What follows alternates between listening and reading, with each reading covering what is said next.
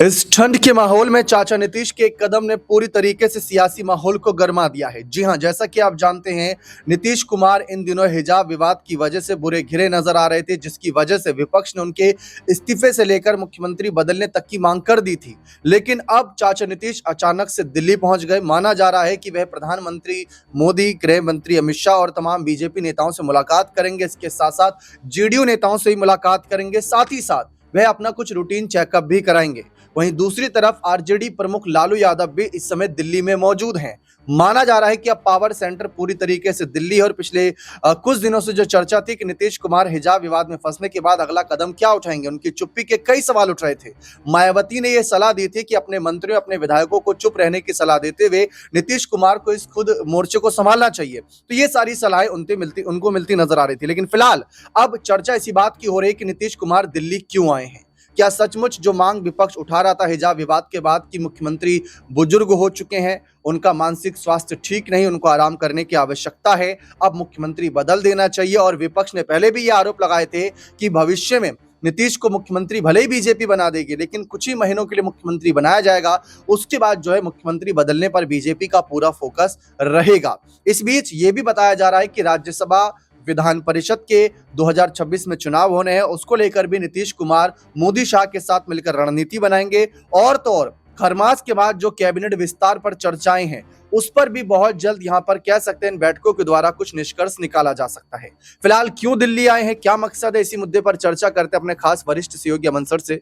Sir, जिस तरीके से नीतीश कुमार को लेकर पिछले कुछ दिनों से ये चर्चा है कि हटाइए इनको, कोई ऐसा नेता लाइए जो अपने मानसिक रूप से पूरी तरीके से स्वस्थ हो और जनता के लिए फैसले ले, ना कि ऐसे किसी महिला के हिजाब को खींचे या फिर किसी के सर पर गमला रख दे। ऐसे तमाम सारे सवाल उठ रहे थे, तो फिर दिल्ली आते हैं, उसको आप किस नजरिए से देखते हैं? देखिए, नीतीश कुमार जब मुख्यमंत्री थे, चुनाव से पहले की बात है, उस वक्त भी बीजेपी की तरफ से लगातार ये बात कही जा रही थी कि भाई 74-75 साल की उम्र उनकी हो गई है। ऐसे में कई तरह के सवाल उनको लेकर उठते हैं। कभी राष्ट्रीय गान में वो अलग हरकत करते हुए नजर आते हैं, कभी जिस तरह देखा जाता है किसी महिला को वो गले में माला पहनाते हुए नजर आते हैं। तो ये तमाम जो बातें हैं ये बता रही थी कि क्या बीजेपी खुश है। और जैसा भी आपने देखा कि अंतिम वक्त तक भी बीजेपी ने ये नहीं कहा कि नीतीश कुमार ही मुख्यमंत्री होंगे, लेकिन जब रिजल्ट सामने आते हैं तो पता चलता है कि अगर बीजेपी को 89 यानी कि लगभग 90 के आसपास सीट मिली है, तो नीतीश कुमार की पार्टी को भी 84 सीटें मिली, यानी कि लगभग बीजेपी के बराबर आकर खड़े हो गए।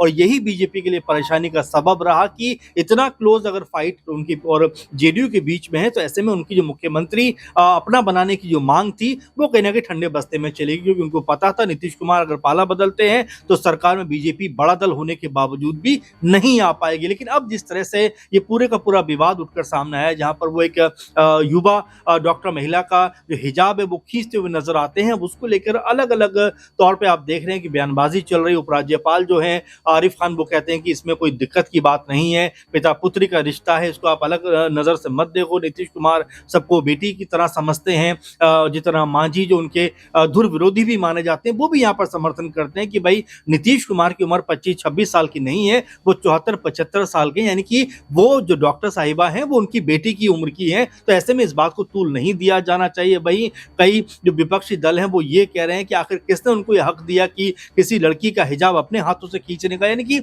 एक तरीके का जो विवाद था उसमें नीतीश कुमार की यहाँ पर फजीहत होती हुई दिखाई पड़ी। अब ऐसे में दिल्ली दौरा होना, दिल्ली पहुंचना कई चीजों की तरफ इशारा करता है कि क्या नीतीश कुमार से बीजेपी कोई गहन बैठक करने वाली है, क्या इस पूरे के पूरे विवाद के बाद कोई बड़ा कह सकते हैं कि पॉलिटिकल घमासान यहाँ पर अब मचता हुआ नजर आ सकता है, और क्या बीजेपी ये चाहेगी। क्योंकि पहले भी ये बात निकलकर सामने आई थी कि क्या नीतीश कुमार को केंद्र में लाकर कोई बड़ी जिम्मेदारी देकर बिहार में किसी नए मुख्यमंत्री को बना देगी। तो अभी कई तरह की बातें दीपक इसको लेकर चल रही है, लेकिन नीतीश कुमार का ऐसे विवाद के बीच में दिल्ली आना कई चीजों की तरफ इशारा करता हुआ यहाँ पर नजर आ रहा है। जी बिल्कुल, लेकिन बीजेपी नेताओं के साथ तो नीतीश कुमार मुलाकात करेंगे ही करेंगे, लाजमी सी बात है। सम्राट चौधरी भी खबरों के अनुसार साथ रहेंगे।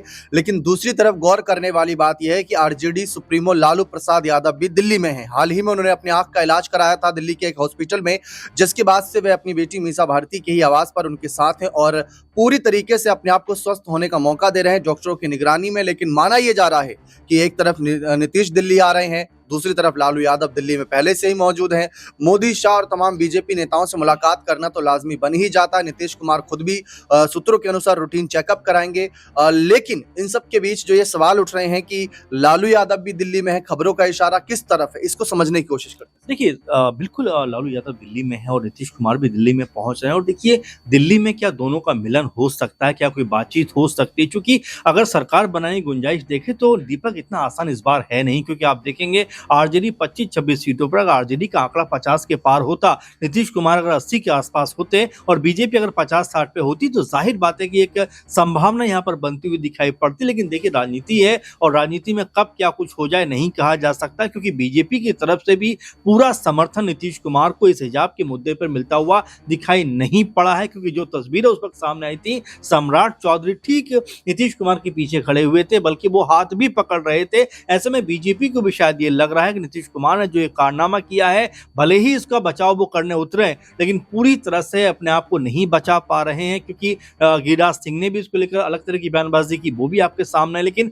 बीजेपी ने फिर भी जो बड़ी लीडरशिप है उसकी तरफ से कोई बड़ा और बचाव वाला बयान नीतीश कुमार को लेकर नहीं आया। तो क्या ऐसे में ये माना जाए कि भाई सरकार तो बदस्तूर चलेगी, लेकिन यहाँ पर क्या मुख्यमंत्री का चेहरा कोई बदलता हुआ दिखाई पड़ सकता है? क्या मुख्यमंत्री यहाँ पर कोई और नजर आ सकते हैं? क्योंकि पहले भी जैसे मैंने आपसे कहा कि लगातार इस बात को लेकर चर्चा थी कि क्या 74-75 साल उम्र में नीतीश कुमार को एक बार फिर मुख्यमंत्री बनाना क्या ये सही फैसला था, क्या ये तर्कसंगत फैसला था, क्या यहाँ पर कोई और चेहरा निकलकर सामने नहीं आना चाहिए था? निशांत कुमार को लेकर बात हो रही थी, संजय झा को लेकर बातचीत हो रही थी, इसके अलावा आप देखिए चाहे ललन सिंह को लेकर बात हो रही थी, बीजेपी में सम्राट चौधरी, विजय सिन्हा को लेकर बात हो रही थी, अगर हम एलजेपीआर की बात करें तो यहाँ पर चिराग पासवान की बात हो रही थी, जितना माझी अपना दावा ठोक चुके थे। तो ये तमाम जो सहयोगी दल हैं वो लगातार रह रहकर ये बात कहते रहे कि भाई मुख्यमंत्री अब बदलना चाहिए। लेकिन जब हमने देखा कि रिजल्ट इस तरह के सामने आते हैं, तब शायद कहीं ना कहीं सारे के सारे जो पॉलिटिकल लीडर्स थे वो चुप हो गए, क्योंकि सबको पता था कि अब जेडीयू अगर 84 सीटों पर है, अगर उसको नाराज किया गया तो सरकार बनने से पहले ही गिरती हुई दिखाई पड़ेगी। तो यहाँ मजबूरी का नाम शायद मुझे लगता है नीतीश कुमार इस समय बीजेपी के लिए है। लेकिन जिस तरह दिल्ली में अब ये मुलाकात हो रही है, क्या लालू यादव से भी मिलेंगे नीतीश कुमार और क्या यहाँ पर कोई पॉलिटिकल तौर पर हलचल मचती हुई दिखाई पड़ेगी? लेकिन संभावना के तौर पर देखा जाए तो नीतीश कुमार का ऐसे विवाद के बीच में दिल्ली पहुंचना कई बातों की तरफ दीपक इशारा करता हुआ दिखाई पड़ रहा है। साल का अंत होने वाला है, कुछ ही दिन बचे हैं और उससे पहले नीतीश कुमार का यह दिल्ली दौरा।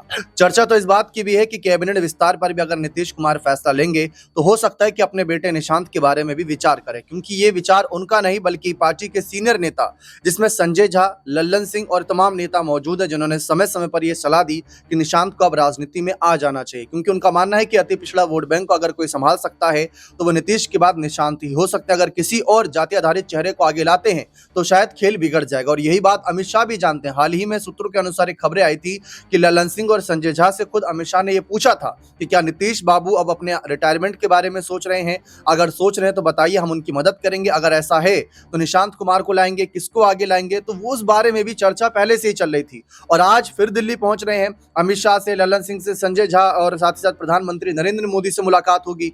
निशांत को लेकर सर एक आखिरी सवाल रहेगा कि अगर ऐसा कुछ है कि चलिए ठीक है, राज्यसभा के चुनाव, विधान परिषद के चुनाव या रूटीन चेकअप, जो भी कारण है नीतीश का दिल्ली आने का, लेकिन निशांत को लेकर जो सवाल उठ रहा है उसको कब तक टालते रहेंगे नीतीश? देखिए बिल्कुल, और निशांत को लेकर ये भी कहा जा रहा है, क्योंकि जेडीयू के कई तमाम नेताओं ने ये बातें कही कि भाई अगर पार्टी को बचाना है तो निशांत को आगे करना पड़ेगा। और आपने देखा कि चुनावों के ठीक वक्त पहले एक हुजूम लोगों का उनके पीछे चल रहा था निशांत के, और वहां पर नारे लगा रहे थे कि बिहार का भविष्य कैसा हो, निशांत कुमार जैसा हो। यानी कि कहीं ना कहीं संभावना तो बनी हुई है। कई जो विधायक थे जेडीयू को उस वक्त कह रहे थे कि भाई जेडीयू की तरफ से जो है निशांत को आगे बढ़ाना चाहिए। तो क्या अब वो वक्त आ गया है, क्या अब वो समय है जहां जो नीतीश कुमार है अपने बेटे का नाम आगे करते हुए नजर आएंगे? और क्या ये पार्टी की राय है कि निशांत को वो अपना नेता चुनने को राजी हैं? क्योंकि देखिए राजनीति में अनुभव क्या है नहीं है इसको कोई नहीं देखता। आप देखिए जिस तरह से उपेंद्र कुशवाहा के बेटे को मंत्री पद दे दिया गया, उस वक्त भी सवाल उठे कि भाई वो चुनाव नहीं लड़े,